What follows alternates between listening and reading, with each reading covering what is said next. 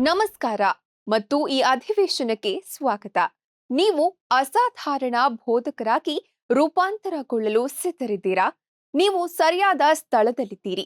ಮುಂದಿನ ಕೆಲವು ನಿಮಿಷಗಳಲ್ಲಿ ಪರಿಣಾಮಕಾರಿ ಬೋಧನೆ ಮತ್ತು ತರಬೇತಿಯ ಕೀಲಿಗಳನ್ನು ನಾವು ಬಹಿರಂಗಪಡಿಸುತ್ತೇವೆ.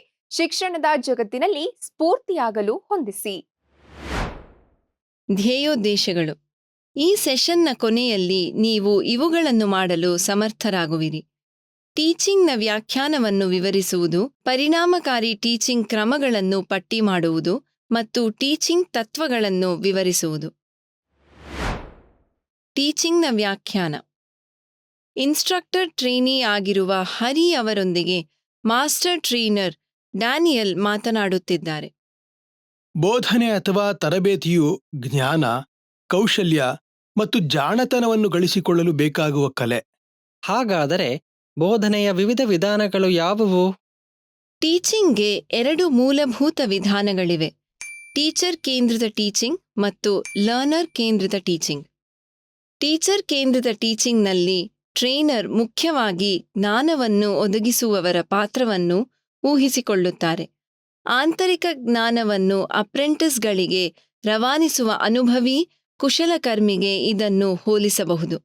ಉದಾಹರಣೆಗೆ, ಒಬ್ಬ ಅನುಭವಿ ಇನ್ಸ್ಟ್ರಕ್ಟರ್ ಮಾರ್ಗದರ್ಶಕ ಶಕ್ತಿಯಾಗಿ ಸೇವೆ ಸಲ್ಲಿಸುವುದು, ಎಲೆಕ್ಟ್ರಾನಿಕ್ಸ್ ಕ್ಷೇತ್ರದಲ್ಲಿ ಪ್ರಾಯೋಗಿಕ ವಿವರಗಳು ಮತ್ತು ಅಮೂಲ್ಯವಾದ ಜ್ಞಾನವನ್ನು ಹಂಚಿಕೊಳ್ಳುವುದು, ಕಲಿಯುವವರ ಅನುಭವದ ಸಂಪತ್ತಿನಿಂದ ಲಾಭವನ್ನು ಪಡೆಯುವುದನ್ನು ಖಚಿತಪಡಿಸುವುದು.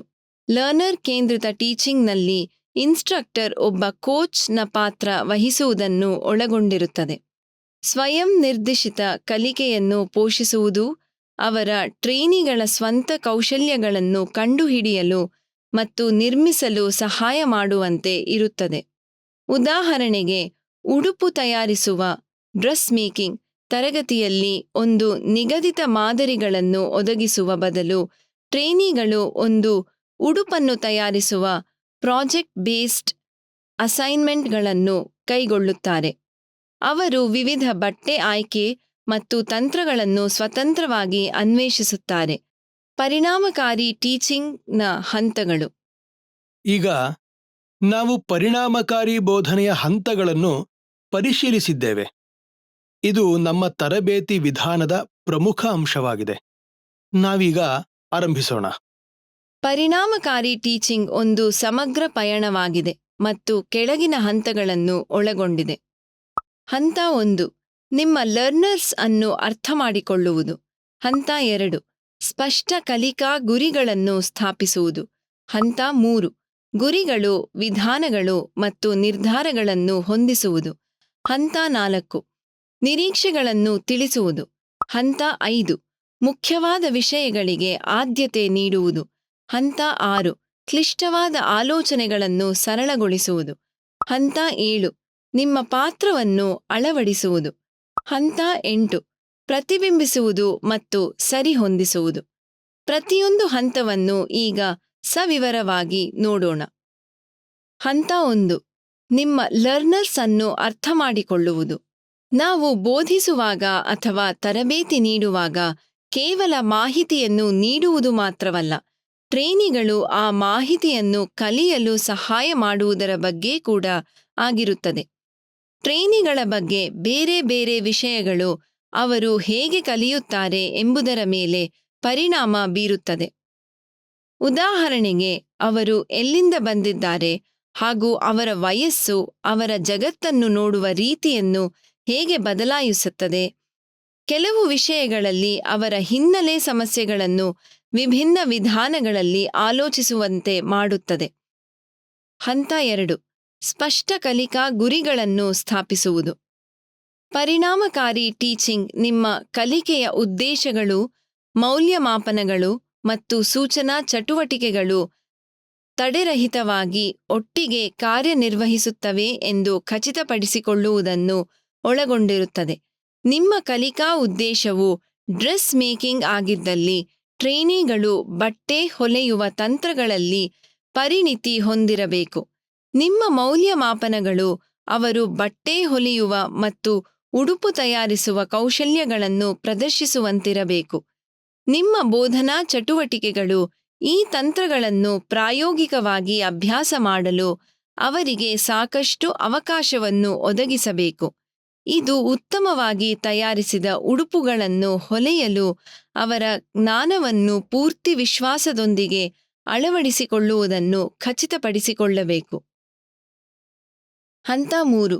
ಗುರಿಗಳು, ವಿಧಾನಗಳು ಮತ್ತು ನಿರ್ಧಾರಗಳನ್ನು ಹೊಂದಿಸುವುದು.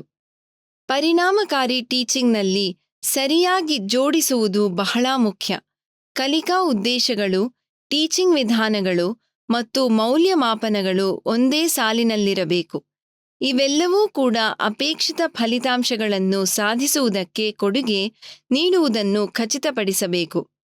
ಎಲೆಕ್ಟ್ರಾನಿಕ್ಸ್ನಲ್ಲಿ ಟ್ರೇನಿಗಳು ಸರ್ಕ್ಯೂಟ್ ಡಿಸೈನ್ ಪರಿಕಲ್ಪನೆಗಳನ್ನು ಗ್ರಹಿಸುವ ಉದ್ದೇಶವಾಗಿದ್ದರೆ, ಟೀಚಿಂಗ್ ವಿಧಾನವು ಸರ್ಕ್ಯೂಟ್ಗಳೊಂದಿಗೆ ಪ್ರಯೋಗಗಳನ್ನು ಮಾಡುವುದನ್ನು ಒಳಗೊಂಡಿರಬಹುದು ಮತ್ತು ಅವರು ಸರ್ಕ್ಯೂಟ್ ಡಿಸೈನ್ನ ತತ್ವಗಳನ್ನು ಸರಿಯಾಗಿ ಅರ್ಥಮಾಡಿಕೊಂಡಿದ್ದಾರೆಯೇ ಎಂದು ಪರಿಶೀಲಿಸಲು ಮೌಲ್ಯಮಾಪನಗಳು ಪ್ರಾಯೋಗಿಕ ಪ್ರಾಜೆಕ್ಟ್ಗಳು ಅಥವಾ ಪರೀಕ್ಷೆಗಳನ್ನು ಒಳಗೊಂಡಿರಬಹುದು. ಹಂತ 4. ನಿರೀಕ್ಷೆಗಳನ್ನು ತಿಳಿಸುವುದು. ಹೆಚ್ಚು ವಿಷಯಗಳನ್ನು ಅವರಿಗೆ ತಿಳಿಸುವ ಪ್ರಯತ್ನ ಮಾಡುವುದರಿಂದ ಟ್ರೇನಿಗಳಿಗೆ ಹೊರೆ ಹೆಚ್ಚಾಗಬಹುದು ಮತ್ತು ಅವರ ಕಲಿಕೆಗೆ ಅಡ್ಡಿಯಾಗಬಹುದು ಎಂಬುದನ್ನು ಗುರುತಿಸಿ. ತರಗತಿಯಲ್ಲಿ ಎಷ್ಟು ಜನ ಇದ್ದಾರೆ, ಟ್ರೇನಿಗಳ ಹಿನ್ನೆಲೆ ಮತ್ತು ಪಠ್ಯಕ್ರಮದಲ್ಲಿ ಕೋರ್ಸ್ನ ಸ್ಥಾನ ಇತ್ಯಾದಿ ಅಂಶಗಳನ್ನು ಪರಿಗಣಿಸಿ. ಹೆಚ್ಚು ಗಮನ ಹರಿಸಬೇಕಾದ ಮತ್ತು ಮುಖ್ಯವಾದ ವಿಷಯಗಳು ಅಥವಾ ಜ್ಞಾನ ಮತ್ತು ಕೌಶಲ್ಯಗಳಿಗೆ ಆದ್ಯತೆ ನೀಡಿ. ಹೀಗೆ ಮಾಡುವುದರಿಂದ ಟ್ರೇನಿಗಳು ಹಲವಾರು ವಿಷಯಗಳನ್ನು ಮೇಲ್ನೋಟವಾಗಿ ಕಲಿಯುವುದಕ್ಕೆ ಬದಲಾಗಿ ಅಗತ್ಯವಾದ ವಿಷಯಗಳನ್ನು ಆಳವಾಗಿ ಅರ್ಥಮಾಡಿಕೊಳ್ಳಲು ಅನುವು ಮಾಡಿಕೊಡುತ್ತದೆ. ಹಂತ 5. ಮುಖ್ಯವಾದ ವಿಷಯಗಳಿಗೆ ಆದ್ಯತೆ ನೀಡುವುದು. ಒಬ್ಬ ನಿಪುಣರಾಗಿ ನಿಮಗೆ ಯಾವುದು ಅರ್ಥಗರ್ಭಿತವಾಗಿದೆಯೋ ಅದು ನಿಮ್ಮ ಟ್ರೇನಿಗೆ ಇಲ್ಲದೇ ಇರಬಹುದು. ಕ್ಲಿಷ್ಟವಾದ ಆಲೋಚನೆಗಳನ್ನು ಸರಳವಾಗಿಸಿ ಜೀರ್ಣಿಸಿಕೊಳ್ಳುವಂತಹ ಹಂತಗಳಾಗಿ ಮಾಡಿ. ನೀವು ಡ್ರೆಸ್ ಮೇಕಿಂಗ್ ತರಬೇತಿ ಕಾರ್ಯಕ್ರಮದಲ್ಲಿ ಟೀಚಿಂಗ್ ಮಾಡುವುದನ್ನು ಊಹಿಸಿಕೊಳ್ಳಿ. ಅವರಿಗೆ ಎಲ್ಲಾ ಗೊತ್ತು ಎಂದು ನೀವು ಅಂದುಕೊಳ್ಳಬಾರದು, ಆದರೆ ನೀವು ಪ್ರತಿಯೊಂದು ಹಂತವನ್ನೂ ವಿವರಿಸಿ ಎಚ್ಚರಿಕೆಯಿಂದ ಪ್ರದರ್ಶನದ ಮೂಲಕ ತೋರಿಸಬೇಕು. ಒಂದು ಕ್ಲಿಷ್ಟವಾದ ವಿಷಯವನ್ನು ಕಲಿಸುವಾಗ ಮಾಡುವ ರೀತಿಯಲ್ಲಿ. ಹಂತ 6. ಕ್ಲಿಷ್ಟವಾದ ಆಲೋಚನೆಗಳನ್ನು ಸರಳಗೊಳಿಸುವುದು. ನಿಮ್ಮ ವಿಧಾನದಲ್ಲಿ ನಮ್ಯವಾಗಿರಿ. ನಿಮ್ಮ ಕಲಿಕೆಯ ಗುರಿಗಳನ್ನು ಆಧರಿಸಿ ಬೇರೆ ಬೇರೆ ಟೀಚಿಂಗ್ ಪಾತ್ರಗಳನ್ನು ತೆಗೆದುಕೊಳ್ಳಿ. ನಿಮ್ಮ ಟೀಚಿಂಗ್ ಟೂಲ್ ಕಿಟ್ನಲ್ಲಿ ಈ ಪಾತ್ರಗಳನ್ನು ಸಾಧನಗಳಾಗಿ ಯೋಚಿಸಿ. ಉದಾಹರಣೆಗೆ, ನೀವು ವಿಮರ್ಶಾತ್ಮಕ ಚಿಂತನೆಯನ್ನು ಉತ್ತೇಜಿಸಲು ಬಯಸಿದರೆ ಟ್ರೈನಿಗಳನ್ನು ಪ್ರಶ್ನೆಗಳನ್ನು ಕೇಳಲು, ವಿಶ್ಲೇಷಿಸಲು ಮತ್ತು ವಿಚಾರಗಳನ್ನು ಚರ್ಚಿಸಲು ಪ್ರೇರೇಪಿಸುವ ಸವಾಲುಗಾರರ ಪಾತ್ರವನ್ನು ವಹಿಸಿ. ಹಂತ 7. ನಿಮ್ಮ ಪಾತ್ರವನ್ನು ಅಳವಡಿಸುವುದು. ಟೀಚಿಂಗ್ ಎಂಬುದು ವಿಕಸನಗೊಳ್ಳುವ ಒಂದು ಪ್ರಕ್ರಿಯೆ.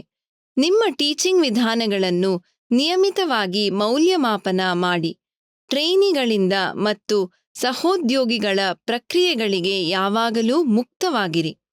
ಅದು ನಿಮ್ಮ ಟೀಚಿಂಗ್ ಕಾರ್ಯಕ್ಷಮತೆಯ ನಿರಂತರ ಸ್ವಯಂ ಮೌಲ್ಯಮಾಪನ ಎಂದು ಪರಿಗಣಿಸಿ.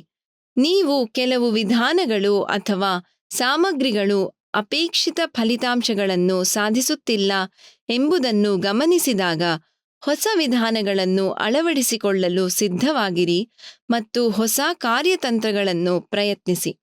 ಹಂತ 8. ಪ್ರತಿಬಿಂಬಿಸುವುದು ಮತ್ತು ಸರಿಹೊಂದಿಸುವುದು. ಹಿಂದಿನ ಹಂತದ ಮುಂದಿನ ಭಾಗವಾಗಿ ಹೇಳಬೇಕಾದರೆ, ನಿಮ್ಮ ಟೀಚಿಂಗ್ನಲ್ಲಿ ನಿರಂತರ ಸುಧಾರಣೆಗಳನ್ನು ಮಾಡಲು ಫೀಡ್ಬ್ಯಾಕ್ ಮತ್ತು ಪ್ರತಿಫಲನಗಳನ್ನು ಬಳಸಿ.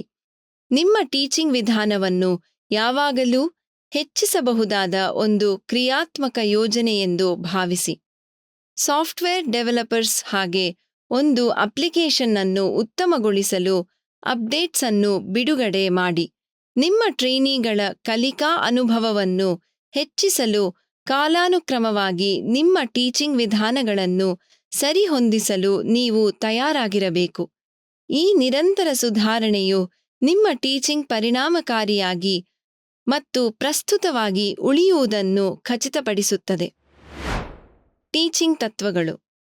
ಟೀಚಿಂಗ್ ತತ್ವಗಳು ಪರಿಣಾಮಕಾರಿ ತರಬೇತಿಗೆ ಪ್ರಕಾಶಮಾನವಾಗಿ ಬೆಳಗುವ ದಾರಿದೀಪಗಳಿದ್ದಂತೆ. ಅವೆಂದರೆ ಪ್ರೇರಣೆಯ ತತ್ವ, ಮಾಡುವುದರಿಂದ ಕಲಿಯುವ ತತ್ವ, ಆಸಕ್ತಿಯ ತತ್ವ, ಜೀವನದೊಂದಿಗೆ ಸಂಪರ್ಕ ಸಾಧಿಸುವ ತತ್ವ, ನಿರ್ದಿಷ್ಟ ಗುರಿಯ ತತ್ವ, ವೈಯಕ್ತಿಕ ವಿಭಿನ್ನತೆಗಳನ್ನು ಗುರುತಿಸುವ ತತ್ವ, ಆಯ್ಕೆಯ ತತ್ವ, ಯೋಜನೆಯ ತತ್ವ, ವಿಭಜನೆಯ ತತ್ವ, ಪರಿಷ್ಕರಣೆಯ ತತ್ವ, ತಮಾಷೆ ಮತ್ತು ಸೃಜನಶೀಲತೆಯ ತತ್ವ ಮತ್ತು ಪ್ರಜಾಸತ್ತಾತ್ಮಕ ವ್ಯವಹಾರದ ತತ್ವ. ಈ ತತ್ವಗಳನ್ನು ಸವಿವರವಾಗಿ ಅನ್ವೇಷಿಸೋಣ. ಪ್ರೇರಣೆಯ ತತ್ವ. ಪ್ರೇರಣೆಯು ಕಲಿಕೆಯ ಇಂಧನ. ಟ್ರೇನಿಗಳಿಗೆ ಪ್ರೇರಣೆ ನೀಡಲು ನಿಮ್ಮ ತರಗತಿಯನ್ನು ಒಂದು ಅದ್ಭುತವಾದ ಸಾಹಸವೆಂದು ಭಾವಿಸಿ. ಉದಾಹರಣೆಗೆ, ನೀವು ಎಲೆಕ್ಟ್ರಾನಿಕ್ಸ್ ಅನ್ನು ಟೀಚ್ ಮಾಡುವಾಗ ಕುತೂಹಲ ಮತ್ತು ಕಲಿಕೆಯ ಉತ್ಸಾಹವನ್ನು ಕೆರಳಿಸಲು ಆಸಕ್ತಿದಾಯಕ ಪ್ರಯೋಗಗಳನ್ನು ಬಳಸಬಹುದು. ಮಾಡುವುದರಿಂದ ಕಲಿಯುವ ತತ್ವ. ಕಲಿಕಾ ಪ್ರಕ್ರಿಯೆಯಲ್ಲಿ ಸಕ್ರಿಯ ಭಾಗವಹಿಸುವಿಕೆ ಅತ್ಯಂತ ಮುಖ್ಯವಾದುದು. ಈ ತತ್ವವು ಟ್ರೇನಿಗಳು ನೇರವಾಗಿ ಕಲಿಯುವವರಾಗಿರಬೇಕು ಎಂಬುದನ್ನು ಒತ್ತಿ ಹೇಳುತ್ತದೆ. ಡ್ರೆಸ್ ಮೇಕಿಂಗ್ ತರಗತಿಯಲ್ಲಿ ಉಡುಪನ್ನು ತಯಾರಿಸುವ ತಂತ್ರಗಳ ಬಗ್ಗೆ ಮಾತ್ರ ಚರ್ಚಿಸುವುದರ ಬದಲು, ಟ್ರೇನಿಗಳು ಸಕ್ರಿಯವಾಗಿ ಹೊಲಿಗೆಯ ಯೋಜನೆಗಳಲ್ಲಿ ಭಾಗವಹಿಸಿ ಈ ತಂತ್ರಗಳು ಕಾರ್ಯರೂಪಕ್ಕೆ ತರುವ ನಿಜವಾದ ಬಟ್ಟೆಯ ಮಾದರಿಗಳೊಂದಿಗೆ ಅಭ್ಯಾಸ ಮಾಡಬೇಕು. ಆಸಕ್ತಿಯ ತತ್ವ. ಪರಿಣಾಮಕಾರಿ ಟೀಚಿಂಗ್ನಲ್ಲಿ ಆಸಕ್ತಿ ಎಂಬುದು ಒಂದು ರಹಸ್ಯ ಸಾಮಗ್ರಿಯಾಗಿರುತ್ತದೆ. ಡ್ರೆಸ್ ಮೇಕಿಂಗ್ ತರಗತಿಯಲ್ಲಿ ಟ್ರೇನಿಗಳು ಕೇವಲ ಹೊಲಿಗೆ ತಂತ್ರಗಳನ್ನು ಮಾತ್ರ ಕಲಿಯುವುದಲ್ಲದೆ ಫ್ಯಾಷನ್ ಡಿಸೈನ್ ಪ್ರಾಜೆಕ್ಟ್ನಲ್ಲಿ ತೊಡಗಿಸಿಕೊಂಡಿರುತ್ತಾರೆ. ಇದು ಟ್ರೇನಿಗಳ ತೊಡಗಿಸಿಕೊಳ್ಳುವಿಕೆ ಉಳಿಯುವಂತೆ ಮಾಡುತ್ತದೆ. ಜೀವನದೊಂದಿಗೆ ಸಂಪರ್ಕ ಸಾಧಿಸುವ ತತ್ವ. ಕಲಿಕೆಯು ನೈಜ ಜೀವನದ ಅನುಭವಗಳೊಂದಿಗೆ ಸಂಪರ್ಕವನ್ನು ಹೊಂದಿರಬೇಕು. ಒಂದು ಎಲೆಕ್ಟ್ರಿಷಿಯನ್ ತರಬೇತಿ ಕಾರ್ಯಕ್ರಮದಲ್ಲಿ ಕಲಿಕೆಯು ನಿಜ ಜೀವನದ ಅನುಭವಗಳೊಂದಿಗೆ ಸಂಪರ್ಕವನ್ನು ಹೊಂದಿರಬೇಕು. ಉದಾಹರಣೆಗೆ, ಕೇವಲ ಎಲೆಕ್ಟ್ರಿಕಲ್ ಸಿದ್ಧಾಂತ ಥಿಯರಿಗಳನ್ನು ಚರ್ಚಿಸುವ ಬದಲು ಟ್ರೇನಿಗಳು ನೈಜ ಪ್ರಪಂಚದ ಸನ್ನಿವೇಶಗಳನ್ನು ಅನುಕರಿಸುವ ಯೋಜನೆಗಳಲ್ಲಿ ತೊಡಗಬಹುದು. ನಿರ್ದಿಷ್ಟ ಗುರಿಯ ತತ್ವ. ಸ್ಪಷ್ಟವಾದ ಉದ್ದೇಶಗಳನ್ನು ನಿಗದಿಪಡಿಸುವುದರಿಂದ ಟ್ರೇನಿಗಳು ಕಲಿಯಬೇಕಾದ ವಿಷಯಗಳ ಬಗ್ಗೆ ಗಮನಹರಿಸಲು ಸಹಾಯವಾಗುತ್ತದೆ. ಡ್ರೆಸ್ ಮೇಕಿಂಗ್ ತರಬೇತಿ ಕಾರ್ಯಕ್ರಮದಲ್ಲಿ ಟ್ರೇನಿಗಳಿಗೆ ನಿರ್ದಿಷ್ಟ ಹೊಲಿಗೆ ತಂತ್ರ ಅಥವಾ ಉಡುಪು ತಯಾರಿಸುವ ಕೌಶಲ್ಯವನ್ನು ಕರಗತ ಮಾಡಿಕೊಳ್ಳುವುದು ಸ್ಪಷ್ಟ ಗುರಿಯಾಗಿರಬಹುದು. ಇದು ಒಂದು ನಿರ್ದಿಷ್ಟ ಗುರಿಯತ್ತ ಕೆಲಸ ಮಾಡಲು ಸಹಾಯ ಮಾಡುತ್ತದೆ. ವೈಯಕ್ತಿಕ ವಿಭಿನ್ನತೆಗಳನ್ನು ಗುರುತಿಸುವ ತತ್ವ. ಪ್ರತಿಯೊಬ್ಬ ಟ್ರೇನಿಯೂ ವಿಶಿಷ್ಟವಾಗಿರುತ್ತಾರೆ ಮತ್ತು ಪರಿಣಾಮಕಾರಿಯ ಟೀಚಿಂಗ್ನಲ್ಲಿ ಈ ವಿಭಿನ್ನತೆಗಳಿಗೆ ಸ್ಪಂದಿಸುವುದು ಬಹಳ ನಿರ್ಣಾಯಕ. ಒಂದು ತರಗತಿಯಲ್ಲಿ ವಿವಿಧ ಕಲಿಕಾ ಶೈಲಿಗಳನ್ನು ಮತ್ತು ಸಾಮರ್ಥ್ಯಗಳನ್ನು ಹೊಂದಿರುವ ಟ್ರೇನಿಗಳು ಇರುತ್ತಾರೆ. ಒಬ್ಬ ಒಳ್ಳೆಯ ಇನ್ಸ್ಟ್ರಕ್ಟರ್ ಈ ವಿಭಿನ್ನತೆಗಳನ್ನು ಪೂರೈಸುವ ರೀತಿಯಲ್ಲಿ ಹೊಂದಿಕೊಳ್ಳುತ್ತಾರೆ. ಆಯ್ಕೆಯ ತತ್ವ. ಅತ್ಯಂತ ಸೂಕ್ತವಾದ ಮತ್ತು ನವೀಕೃತ ಮಾಹಿತಿಯನ್ನು ಆಯ್ಕೆ ಮಾಡುವುದು ನಿರ್ಣಾಯಕವಾಗಿದೆ. ತಂತ್ರಜ್ಞಾನವನ್ನು ಟೀಚ್ ಮಾಡುವುದನ್ನು ಪರಿಗಣಿಸಿ, ಈ ವೇಗವಾಗಿ ವಿಕಾಸ ಹೊಂದುತ್ತಿರುವ ಕ್ಷೇತ್ರದಲ್ಲಿ ಪ್ರಸ್ತುತ ಮತ್ತು ಸಂಬಂಧಿತ ವಿಷಯವನ್ನು ಆಯ್ಕೆ ಮಾಡುವುದು ಬಹಳ ಅಗತ್ಯವಾಗಿದೆ. ಯೋಜನೆಯ ತತ್ವ. ಒಬ್ಬ ಪ್ರಾಜೆಕ್ಟ್ ಮ್ಯಾನೇಜರ್ ಪ್ರಾಜೆಕ್ಟ್ನ ಪ್ರತಿಯೊಂದು ಅಂಶವನ್ನು ಯೋಜಿಸುವ ಹಾಗೆ ಇನ್ಸ್ಟ್ರಕ್ಟರ್ ಅವರ ಟೀಚಿಂಗ್ ಚಟುವಟಿಕೆಗಳನ್ನು ಯೋಜಿಸಬೇಕು. ಎಲೆಕ್ಟ್ರಾನಿಕ್ಸ್ ತರಗತಿಯಲ್ಲಿ ಒಂದು ಉತ್ತಮವಾಗಿ ರಚಿಸಲ್ಪಟ್ಟ ಯೋಜನೆಯು ವಿಷಯಗಳನ್ನು ತಾರ್ಕಿಕ ಅನುಕ್ರಮದಲ್ಲಿ ಸಂಘಟಿಸುವುದನ್ನು ಒಳಗೊಂಡಿರಬಹುದು. ಇದು ಟ್ರೇನಿಗಳಿಗೆ ಎಲೆಕ್ಟ್ರಾನಿಕ್ ಪರಿಕಲ್ಪನೆಗಳ ಪ್ರಗತಿಯನ್ನು ಅರ್ಥಮಾಡಿಕೊಳ್ಳಲು ಮತ್ತು ಅವರ ಜ್ಞಾನವನ್ನು ವ್ಯವಸ್ಥಿತವಾಗಿ ನಿರ್ಮಿಸಲು ಸುಲಭಗೊಳಿಸುತ್ತದೆ. ವಿಭಜನೆಯ ತತ್ವ. ಅತ್ಯಂತ ಕ್ಲಿಷ್ಟವಾದ ವಿಷಯಗಳನ್ನು ನಿರ್ವಹಿಸಬಹುದಾದ ಯೂನಿಟ್ಗಳಾಗಿ ವಿಭಜಿಸುವುದೆಂದರೆ ಒಂದು ದೊಡ್ಡ ಪಜಲ್ ಅನ್ನು ಸಣ್ಣದಾಗಿ ವಿಭಜಿಸುವ ರೀತಿ. ಹೆಚ್ಚು ನಿರ್ವಹಿಸಬಹುದಾದ ಚೂರುಗಳು. ಉದಾಹರಣೆಗೆ, ಡ್ರೆಸ್ ಮೇಕಿಂಗ್ ತರಗತಿಯ ಕಾರ್ಯಕ್ರಮದಲ್ಲಿ ಅರ್ಥಮಾಡಿಕೊಳ್ಳಲು ಸುಲಭವಾಗುವಂತೆ ನೀವು ಆ ವಿಷಯವನ್ನು ನಿರ್ದಿಷ್ಟ ತಂತ್ರಗಳು ಮತ್ತು ಕೌಶಲ್ಯಗಳಾಗಿ ವಿಭಜಿಸಬಹುದು. ಪರಿಷ್ಕರಣೆಯ ತತ್ವ. ದೀರ್ಘಕಾಲಿಕ ಧಾರಣಕ್ಕೆ ಪುನರಾವರ್ತನೆಯು ಒಂದು ಮುಖ್ಯಾಂಶ ಎಂದು ಹೇಳಬಹುದು. ಉದಾಹರಣೆಗೆ, ಒಂದು ನಿರ್ದಿಷ್ಟ ಹೊಲಿಗೆಯ ಕಾರ್ಯಾಚರಣೆಯನ್ನು ನಿಯಮಿತವಾಗಿ ಅಭ್ಯಾಸ ಮಾಡಿದ್ದಲ್ಲಿ ಹಿಮ್ಮುಖ ಹೊಲಿಗೆ, ಬ್ಯಾಕ್ ಸ್ಟಿಚ್ ಅಥವಾ ಹೆಮ್ಮಿಂಗ್, ಆ ಕೌಶಲ್ಯವು ಮನಸ್ಸಿನಲ್ಲಿ ಅಚ್ಚಾಗಿ ಉಳಿಯುತ್ತದೆ ಎಂಬುದನ್ನು ಖಚಿತಪಡಿಸುತ್ತದೆ. ತಮಾಷೆ ಮತ್ತು ಸೃಜನಶೀಲತೆಯ ತತ್ವ. ಕಲಿಕೆಯು ಆನಂದಿಸುವಂತಿರಬೇಕು. ಡ್ರೆಸ್ ಮೇಕಿಂಗ್ ತರಗತಿಯಲ್ಲಿ ಉತ್ತಮ ಸಮಯವನ್ನು ಹೊಂದಿರುವಾಗ ಟ್ರೈನಿಗಳ ಸೃಜನಶೀಲತೆಯನ್ನು ಹೊರಹಾಕಲು ಅವರನ್ನು ಪ್ರೇರೇಪಿಸುವುದು ಒಟ್ಟಾರೆ ಅನುಭವವನ್ನು ಹೆಚ್ಚಿಸುತ್ತದೆ. ವಿಶಿಷ್ಟವಾದ ಹೊಲಿಗೆ ಶೈಲಿಗಳೊಂದಿಗೆ ಪ್ರಯೋಗ ಮಾಡುವುದಾಗಲಿ ಅಥವಾ ನವೀನ ರೀತಿಯ ಉಡುಪುಗಳನ್ನು ವಿನ್ಯಾಸಗೊಳಿಸುವುದಾಗಲಿ, ವಿನೋದ ಮತ್ತು ಸೃಜನಶೀಲತೆಯ ತತ್ವವು ಕಲಿಕೆಯ ಪ್ರಕ್ರಿಯೆಯನ್ನು ಆಸಕ್ತಿದಾಯಕವಾಗಿ ಮಾಡುವುದು ಮಾತ್ರವಲ್ಲದೆ ರೋಮಾಂಚಕ ಮತ್ತು ಆನಂದದಾಯಕ ಶೈಕ್ಷಣಿಕ ವಾತಾವರಣವನ್ನು ಸೃಷ್ಟಿಸುವ ಕಲ್ಪನೆಯೊಂದಿಗೆ ಹೊಂದಿಕೆಯಾಗುತ್ತದೆ. ಪ್ರಜಾಸತ್ತಾತ್ಮಕ ವ್ಯವಹಾರದ ತತ್ವ. ಟ್ರೈನಿಗಳನ್ನು ನಿರ್ಧಾರ ಮಾಡುವಿಕೆ ಮತ್ತು ಚಟುವಟಿಕೆಗಳಲ್ಲಿ ತೊಡಗಿಸುವುದು.